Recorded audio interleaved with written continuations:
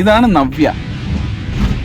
നവ്യനെ എവിടുന്നാ കിട്ടുന്നതെന്ന് വെച്ച് കഴിഞ്ഞാൽ ഈ സോങ്, ഈ റീൽ ഒന്ന് കണ്ടു.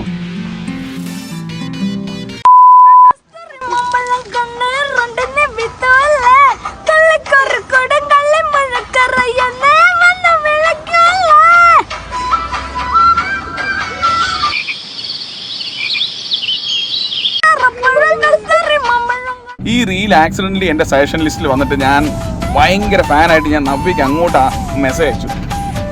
I am a die hard fan of your മുന്തിരിപ്പാടം എന്ന് പറഞ്ഞിട്ട് കണ്ടു നോക്കിയേ.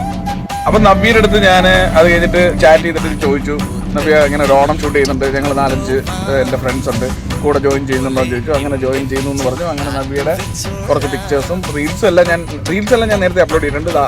ഇതായിരുന്നു നവ്യയുടെ ഫോട്ടോഷൂട്ട്.